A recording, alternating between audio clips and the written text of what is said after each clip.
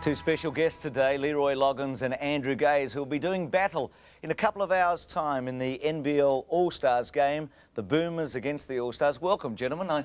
Last year you were on the same team together. This year it's all different. Leroy, for you particularly, because you were part of the Australian team going into the Olympic Games, and this match was last year very much part of our preparation. You played for the Boomers.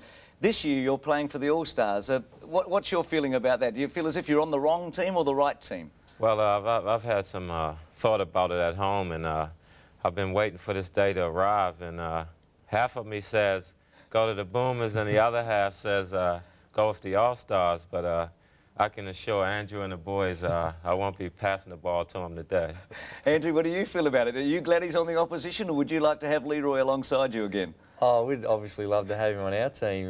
You know, he's been great over the last couple of years when he's been playing for Australia. And you know, I suppose in a game like this, it doesn't really matter because the fans are going to get to see Leroy Loggins, and that's the most important thing. But from our perspective, we definitely would have loved to have him on our team. Let's have a look at the lineups, and I'll ask you, Leroy, to talk about the strengths of the Boomers team. And Andrew, if you could take a look at the opposition too. Where do you see the strengths, Leroy, in the Australian lineup? They're the 10 that have been named. Well, of course, you can't go without mentioning Andrew Gaze on that sheet there. He's one of the biggest strengths on the national team. But if you look at guys like Phil Smythe, he's been there for a while. He's got a lot of experience. Damian Keogh, Andrew Vlahoff, those guys have been there for a while. Robert Sibley, he has had national commitments before, so I think it's nothing new to him. For a while, gee, Smythe, like that, he's been there forever, hasn't he, Andrew?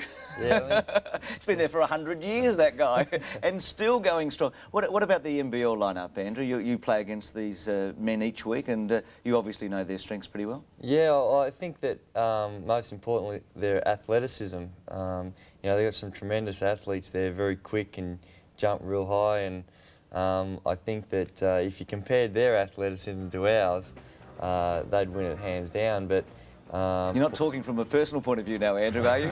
just yourself and not the other men.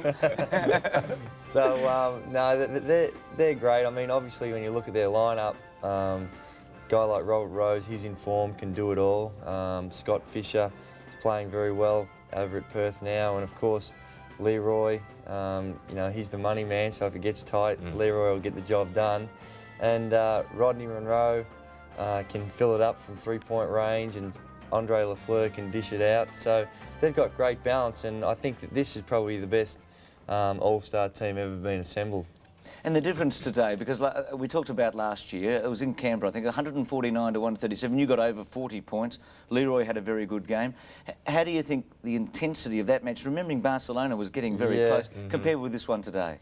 Well, I don't know if it'll be that much different. You know, I think that there'll definitely be a high level of intensity and people, you know, looking to do well, but you know, the bottom line is it's still an exhibition game, and people are going out there to get a little bit, I suppose, a little bit more fancy than what they would normally do. And you know, I think that once it comes to the last quarter and the money's on the line, then you might see a little bit more intense, you know, defensive intensity in particular. But on the whole, I think that everyone's got a pretty laid-back approach to it. You agree, Leroy? Yeah, well, also, back then, last year, was sort of like preparation for the Olympics. So I think today's game for the Boomers, it's still a preparation stage looking towards the '96 Olympics. So I think they will be looking towards that, I guess. And World Championships coming up even before then. I think it's a great thing the Boomers play in this match, because it heightens the image of the Boomers. We don't see them that often here in Australia, and there's not quite the following of the Australian team as there is of the NBL team. So at least by not having North and South, by having the Boomers involved, I think it's very good for the image of the national team. Yeah, it's true to a certain extent, but the funny thing about it is that when we do play, we're playing at home. Generally, the crowd's against us, which is kind of hard to figure out. Today, do you expect the crowd to be with the NBL team or the Boomers? It should be fairly even today, I suppose, but generally, like sometimes when the Australian team goes out and plays against other club teams and things like that, you know, it's like you're playing away from home. It's a strange situation, isn't it? Yeah. So, you know, this concept's great, and like you say, it's great for the Australian team and the fans to get to see the Australian team in such a high-profile game. But personally, I really enjoyed the other concept as well, where it was just a full-on all-star team, where this is, I suppose, a bit more of an exhibition game than it is a all-star game. True. It's an interesting point. Leroy, your Barcelona experience and your future as an Australian player, where does that sit at the moment?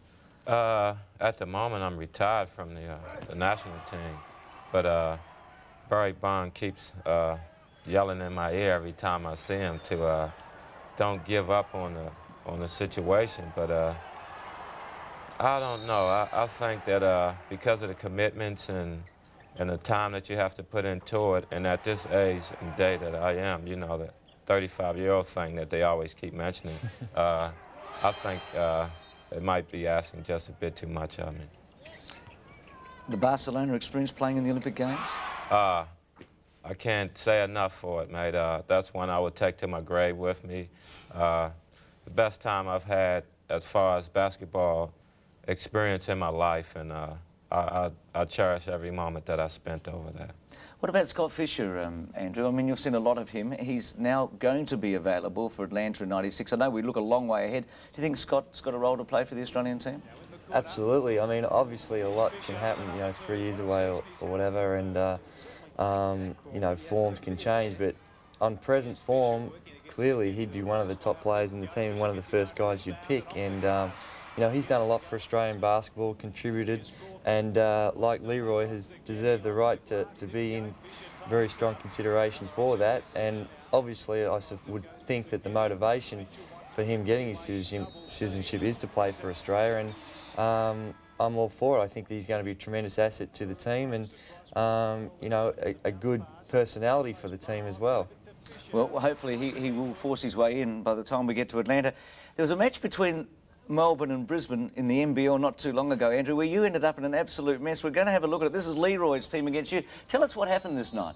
Leroy sent his boys out and tried to beat me up, and I copped a few knocks, but unfortunate knocks, and just sometimes they happen in games from time to time, but unfortunately for me, 3 or 4 incidents happened in the one game. I don't know. It was probably a bit of bad luck on Andrew's behalf. I don't know. Some things happen sometimes. You know, you get an elbow to the head or a shot to the ribs or something, and he just got the lot in one match. Somebody Wag told me, Gazy, they've never seen you look so good on the court with all that mummy wrapping around you. Just before we finish, could we look at the NBL ladder, because we're almost at you know, a very important part of the ladder with a week's break here. Your team, Leroy's in 3rd place, and Andrew, Melbourne has made a very strong recovery to be very much part of the top 8. Is it fair to say that Perth and Magic are hot favourites at the moment to play off? Oh, absolutely. There's no question about that, and they're the 2 teams that are in form right now. If you know, you had to pick 2 finalists right now, there's no question they'd be there, because they've got the runs on the board and they're playing exceptionally well. You know, but you look at what happened last year, and something like the Sydney Kings, who finished clearly in 2nd place, and you know, we were able to topple them in the semi-final. So anything can happen in the playoffs, and in particular this year more than anything, you know, even the top teams, the Magic, playing in the 1st round when they got to play the 8th place team, I'm sure, you know, that's going to be a pretty nerve-wracking experience for them. So it's going to be really close right down to the wire. Says a lot for the depth of the competition. Leroy, great to see you again, and Thanks Andrew, a lot, thanks Bruce. very much for Thanks, coming Bruce. in. Good luck today. thank you. Thanks. Shoot plenty of baskets. That NBL big match coming up in Melbourne later today. So for Victorian people watching, get along and support the Boomers.